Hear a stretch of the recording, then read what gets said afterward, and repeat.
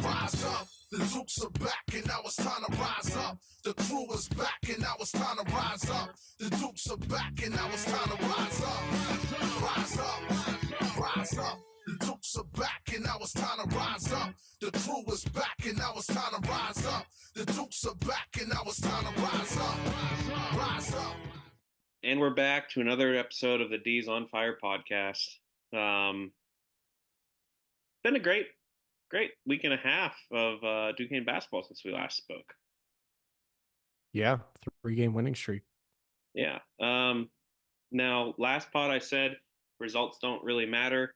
I still hold true to that because regardless of how high we finish, we still have to win the whole tournament to get to where we want to be. The fact that we have an identity now, it's not just a three-point shooting team when we can't make three-pointers is a pretty nice change of pace. Yeah.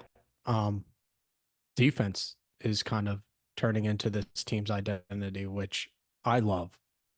The 3-point like identity just wasn't. I think we finally realized that's not necessarily our bread and butter, even though we thought it was. Yeah, and it's not really Dan Brought's ideal style of play. When he came to Duquesne, he said he wanted to have bigs, he wanted the offense to run through the bigs, and he wanted a defensive team. And we're finally seeing that. Trey Williams always has those few good post moves. Dixon's coming alive, scoring about 10, 11 points a game now, pretty consistently. I like Savrasov's minutes in the first half. I understand why he didn't play much in the second half, considering there wasn't as much foul trouble in the second half. But I do hope to see him maybe catapult above Duquesne in the minutes rotation area, but we'll see. Zach did finally ask that question directly to Keith. There was an alluded to question the post-game press conference before, where he was talked about the rotation and people being on the short end, and Keith went, "I think I found my rotation now." And then the next post-game presser, Zach flat out asked, "So can you give a comment about Andre Savrasov?" And Keith said he hated it because he's a senior and he's going to be miserable not playing, but based off of how they broke down the rotation, he was the odd man out. He didn't go into the minutia as to why that decision was made. I think their thought was Duquesne was the stereotypical big, and then you had the younger guys playing, and they'd rather have the younger guys developing than have a senior who's not going to help the team moving forward. But, I mean, this game showed I'd rather Savrasov play than Duquesne at this point. Maybe that might change later on, but right now Savrasov just provides better minutes. 100%. Duquesne, basically, he can have like one or two go-to post moves, but he's not like, how much better is he in the post than Trey Williams is? Already is. And then that's kind of his claim to fame, so to speak, whereas Savrasov's kind of a multi-dimensional player, in my opinion. Yeah, he's a senior. Yeah, he won't be on this team next year, but if we're trying to win basketball games, which is what I thought we were trying to do, then Savrasov should be playing. Am I mistaken? We're supposed to win these games, right? I think that is the goal. I think the goal is... Okay, all right. Just double check. I think you want to win the games that you play. I could be wrong. But I love Savrasov's play. I mean, he drives to the lane aggressively. He's a decent rebounder, tries hard on defense. He isn't a plus on defense, but he's not a huge minus like Duquesne is. And he can shoot the three. Like I think he had a hot start, from the season. He's kind of cooled off a little bit from downtown, but still can shoot the ball. So I don't know. I think he brings a variety of things to this team. And I mean, the biggest thing is being able to drive as a big man, which he did again tonight. Got an easy layup, driving to the hole. And you said he's not necessarily a big positive on defense, but he can defend multiple positions too, which is Yeah, a huge help because he's athletic enough to do that. Yeah. that is Duquesne's biggest negative when he's on the floor is he can only basically cover a stereotypical old school post. That's it. If the guy has any sort of range or lateral mobility, he's cooked.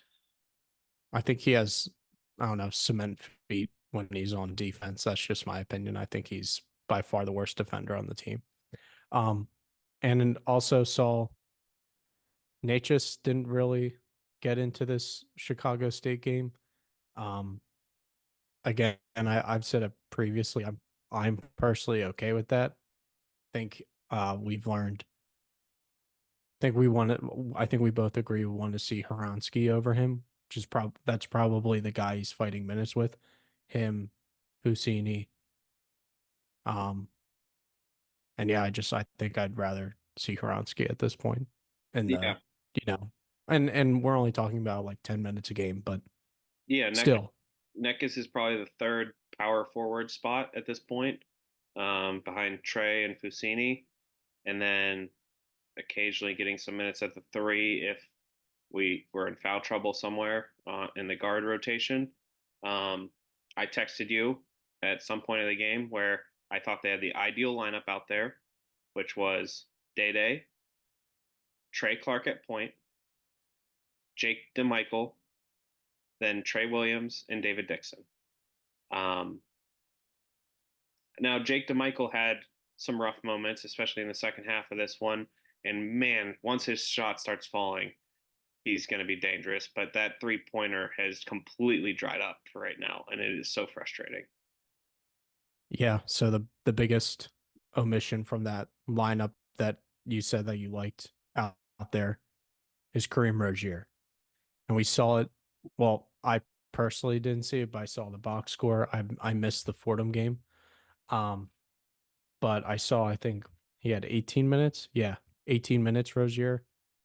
He was averaging well over 30 over the course of the season. So looks like DeMichael is really cemented himself not only in this rotation but in the starting lineup and potentially more minutes than Rozier now that Day Day's coming back from his concussion. Yeah. Rozier did have a good game where he was able to shoot those mid-range shots that we've wanted to see. I think it was against the Bonnies, if I'm remembering correctly. I don't I don't know. There's been so much basketball. Um, but it still hasn't been consistent. Uh, this team in particular was a tough matchup because the guards. I mean, the Chicago State super athletic freaks. Like it was almost a team full of Trey Clarks out there against us. I'm, Incredible talent. I'm kind of surprised at their record, like they're 11 and 16 overall on the which they've played so many games. It's crazy.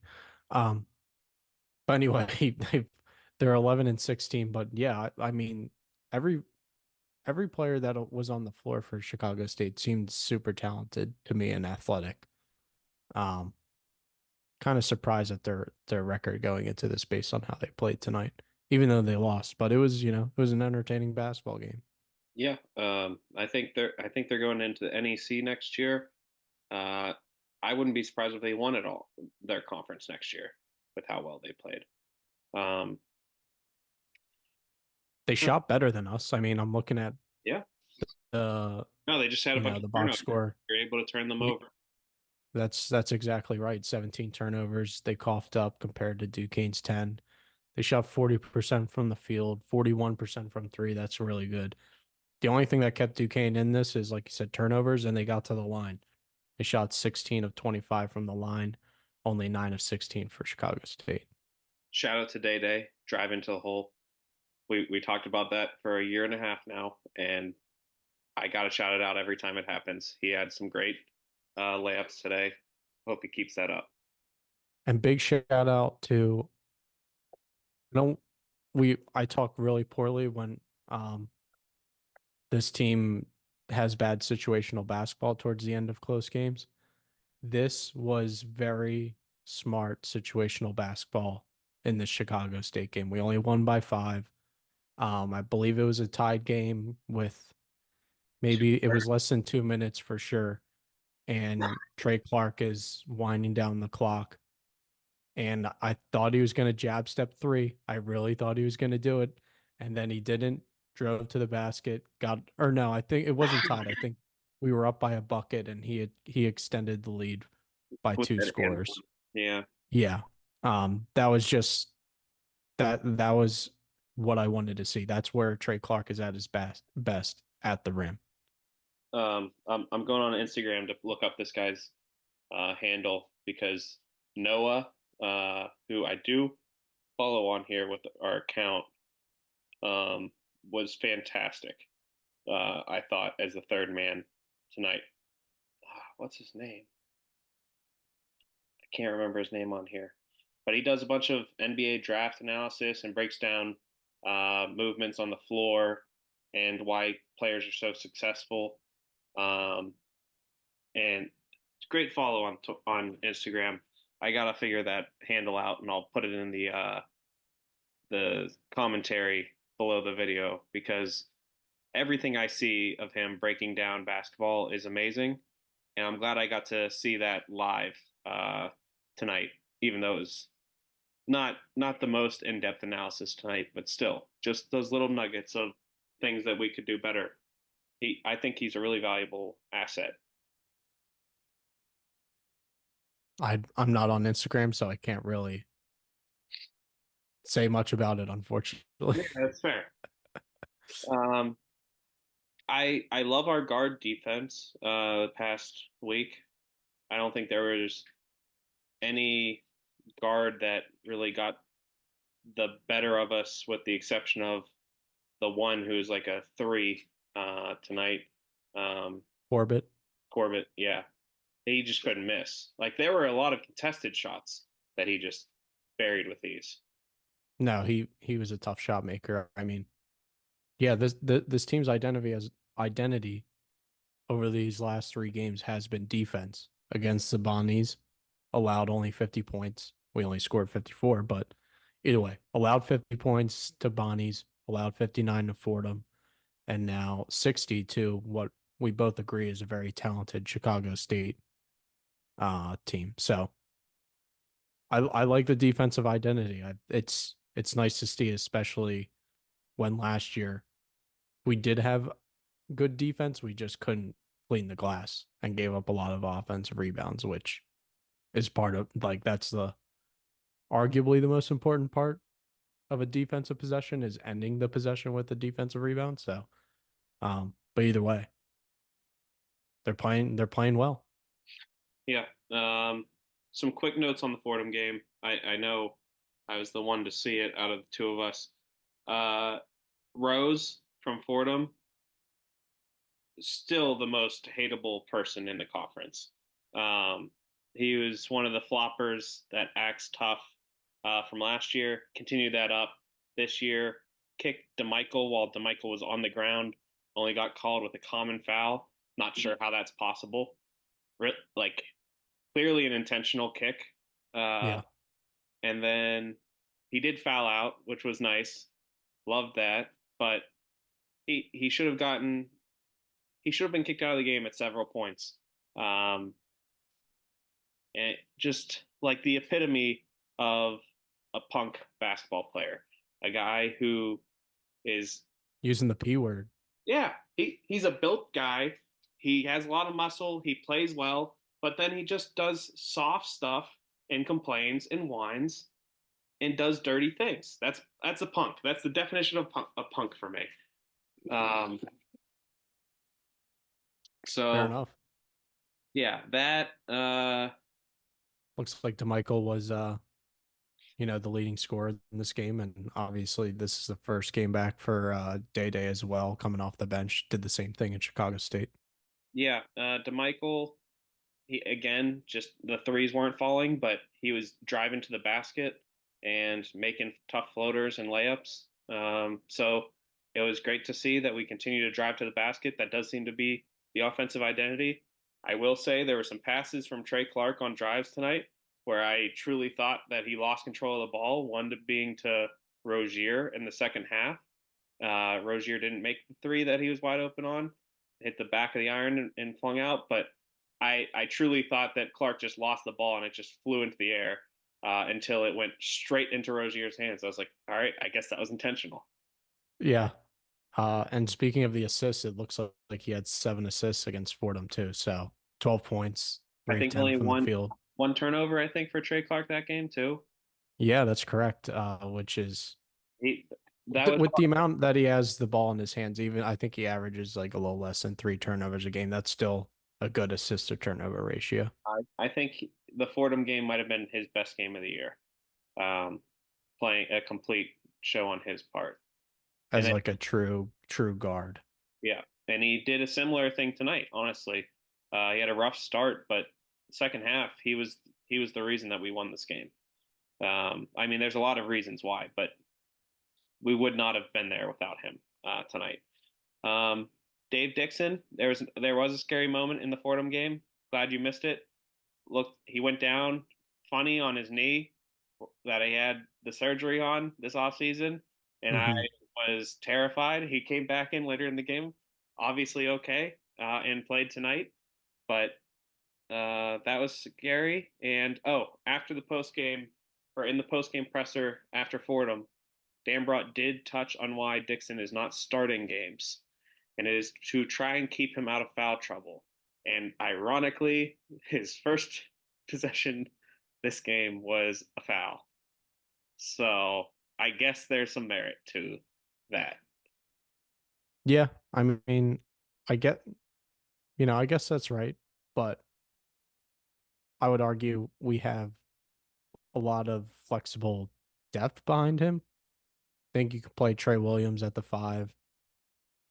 I think you can play. I think Barre backing up for like, Bari's looked good in his limited minutes lately. yeah, I think you just can't start him. So maybe Bari, let's see what Dixon is as a starter. We saw what Barre was as a starter. Let's just see what happens. Um, but either way, I mean that makes sense. or I'm not gonna. start Savrasov. I'm just throwing it out there. Another center option. So who's your starting lineup then? I already told you my ideal lineup, so I would say that The one you mentioned earlier, that's the team, that's the squad you would start. that's the squad I would start. Yeah, and I would finish, and I'd play any meaningful minute. Like that is the ideal lineup with the maybe switch of Fusini in for Trey, depending on if we need a three, or if we're good playing our stereotypical game. Like if we're down, okay, get some 3-point shooters out there. But yeah, To be clear, that's no Kareem, so that's Dixon, Trey, Day Day, Dixon, and DeMichael. yeah, both Treys, DeMichael, Day Day, Yeah, yeah. Uh, I don't necessarily disagree. I think you were spot on with who you'd swap in, and that would be Fusini, um, depending on what type of matchup we have. He's a pretty flexible player in that role. Yep. And I mean, Kareem's still going to get minutes, obviously. But if we're playing our best lineup, I mean, that's it. And we've talked about it before. Size definitely plays a factor in this. He's not able to drive and get his own layups. Um, and he's not able to really create his own shot on the 3-point line either. Um, No, So those are some things he needs to work on in the offseason. I mean, obviously he's going to be a big part of our future going forward too, but I just don't think he's a starting player right now. I agree. I agree. This is bad podcasting. Yeah, There's nothing I to was thinking the argue same about. thing. Like, man, I mean, we don't usually argue too much, but this Well, is we kind of talked about that. We were alluding to that Rozier point before, and it's kind of coming to fruition. Where his minutes are starting to dwindle down a little bit with the rise of DeMichael and with Day Day coming back. That combination of things, it was definitely going to be Rozier as the odd man out, unfortunately. yep. But like you said, that should motivate him to work on some things in his game for next year. Let's see. I Who? guess we can talk about the Bonnies a little bit. Go way back. Yeah. That was an That ugly was a sloppy game at the end, wasn't it? at the end. You're giving the rest of Well, the yeah, the entire thing was pretty bad, but I mean, they they were pretty close to coughing up the yeah. game there Oh yeah. No, the multiple times. end of game scenario of that game was by far the worst of the three that we've just played. Um, Yeah, and they alluded to the fact that not having Day Day there to close the game out with free throws and just being calm and being the shooter, did it gave them that more, plays a factor for sure. yeah, it gave them more confidence in the Fordham game and Chicago State. I mean, we didn't close out the game well against St. Joe's or Richmond or Dayton or Loyola. Like we, it's been, that's been a trend that we've noticed over the years. But with Day Day maybe taking a seat and seeing it from the sidelines, maybe he did learn some things from that perspective. Kenny, you could also learn some things and admit that in a press conference. Um, I think he maybe saw some of the issues and probably brought that to the team's attention on the court as some things to focus on, because they do the huddles towards the end of the game too, where I'm sure they have some talking points, and I think Day Day's probably a calming presence now, and that's helped I along think it with defense. Actually focusing on that, and up until tonight, Dixon specifically was not block chasing at end of games, and then he went back to it tonight. he went back to it tonight, but he had He some crucial ones got towards the it. end. He actually got it Yeah. this time, so Also, that he did get lucky by not getting called with a foul with about, I don't know, a minute to go, I want to say. Uh, yeah, they so were they were the refs weren't too liberal no, with the whistle tonight. yeah, which I kind of like, especially with I'd rather that you play through physicality, like, and it would. I was that's what I was thinking about when I was going to bring up the refs. Kind of haven't had too many bad ref games, at least the last probably 4 or 5 games or so. no. I saw somebody on Twitter during the Fordham game say that it was a home whistle. I don't even know if I'd go that far because we got a lot of fouls called on us as well. I thought it was kind of a neutral, a fairly officiated game for the most part. Um, just in general, yeah, I agree. Um, let's see. I don't really have much analysis on our future opponents because, again, like none of that matters to me. Like not until the tournament does it really matter. But we should have a few more wins before the next time we speak. Rhode Island, uh, they started off hot, but they're not good. And Davidson, kind of a middle of the conference team. I think we're more talented than them, but I thought we were more talented than them last year too. So who knows? Yeah, I have Kempom pulled up for the upcoming schedule in Rhode Island. I mean, like you said, they're kind of tailed off a little bit. Recently they're ranked 196 per Ken Palm. We're projected to win that game, but it is away, and any away game is not.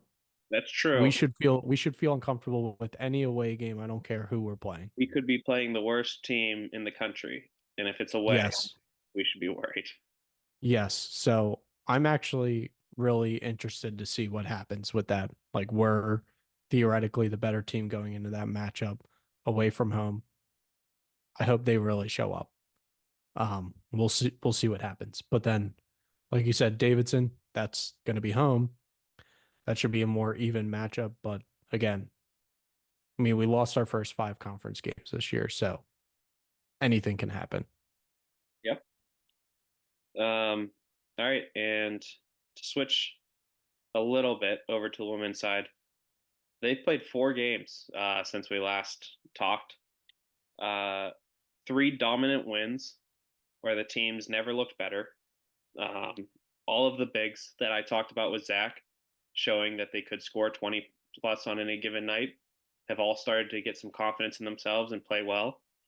and that led to some dominant victories, including Coach Burt's 200th career victory and 100th Atlantic 10 win this past week. I'm officially, in the most technical sense, a Hall of Famer for Duquesne, so got that done. Check that off. Who needs a scholarship or any actual playing time in games to be a Duquesne Hall of Famer? Shout out the practice squad. Um, Do you get rings for that or anything? Or I or think some sort of plaque or I think all of the actual players who were scholarship players and actually played in games got some medals that I saw, and the team itself is on a a placard uh, in the stadium, which I'll happily show you whenever we go to a game together. Whenever you're over in the Pittsburgh area at some point in the coming years. Uh, but that was about it. It's probably doesn't come close to. Do you still have the key to the Oh, it's somewhere. would Yeah, the the key to towers or something or the key to the programming closet in Towers. Yeah, the key to Res Life, as we that's call it. pretty much the key to Pittsburgh. It's the same thing. Yeah, I mean right there. Um, so yeah, any other accolades that people want to randomly give me, will happily accept them, regardless of. Even if they're yeah, BS or if there's no reason whatsoever for I Nick to mean, get one. it truly seems like I get them most often when I definitely don't deserve it. So let's keep that trend going. They did have a rough game earlier today. It is Wednesday when we're recording. I think it'll be out by Friday this week. Um, Against VCU. There was one player on VCU in particular that we just could not cover. Sarah Tibiaso went 9 for 20 from the field, including, I think, the last 4 threes she made, and just buried us time and time again. And that was tough. Really, the two games where I saw the biggest defensive lapses was George Mason when we gave 101. And that was because we weren't covering the three. Sorry. And tonight, or earlier today, when we could not cover her from three, like just did not make a focus to not give her room, which didn't make sense. Yeah. Yeah. Very frustrating. Yeah, she shot 7 of 12 from 3. Like you said, 26 points. Um yeah, I didn't watch this game. I thought I got an alert on my phone and it was like 12:30 in the afternoon that it was final or something. So I was like, okay. Yeah, women's basketball in particular typically has a school day sort of game where kids from local schools come and watch the games. VCU was the home team this time it happened. So there was a lot of screaming children, and it was a very loud atmosphere. Uh, One of the coaches said that uh, if you're wondering why I have a headache for the next few days, and then just had a recording of all the kids screaming their heads off. Nice. Yeah, it's a great environment.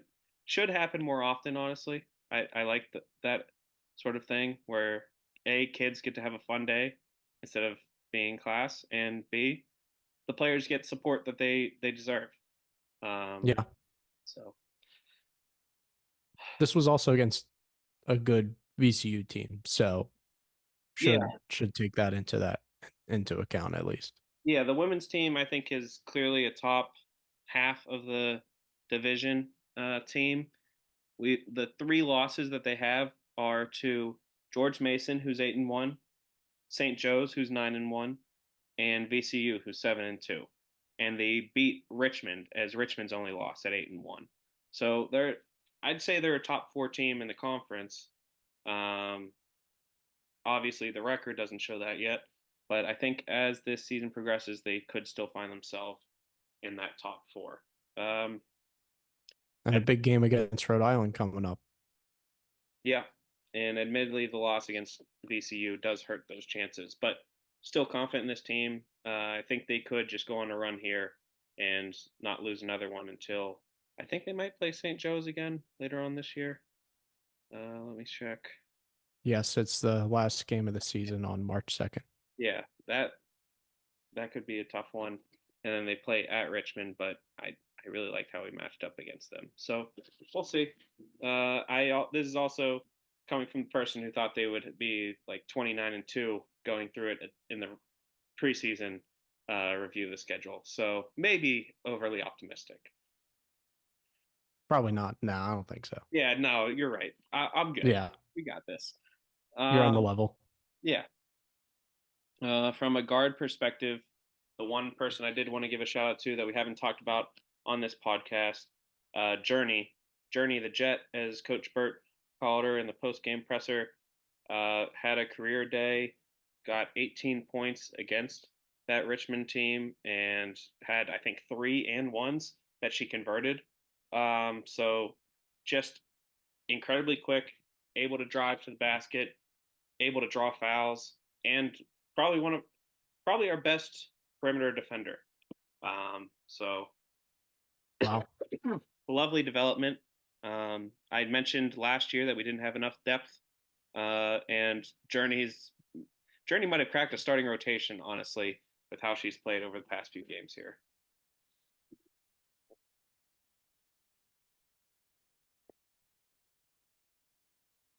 I don't have anything to say to that. That's fair.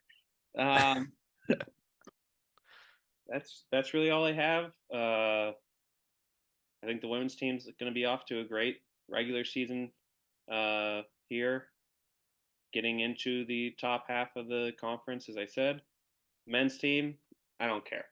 Still don't care. Regardless of if we win out this season, I still won't care about where we end up in the standings because it all rides on this. It's this year or no year because of how many key contributors we're losing after this year. This is the year that we have to make the run. Yeah, that's kind of why I'm like, I feel like I don't have that much to say because I also am like, I felt myself losing interest in some of these games, watching them. Like if once the tournament comes, that's when I'll care. Unless they win out the rest of the season, which is impossible, based on what I've seen. Yeah, I think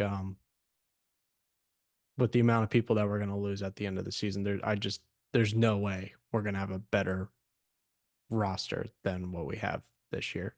That's the biggest disappointment is we have so much talent on this roster. Yeah, and the issues of sorting out the rotation should have happened sooner, so we didn't have the issues at the start of conference play, which rendered the rest of conference play kind of irrelevant. But Exactly. that's the situation we're in.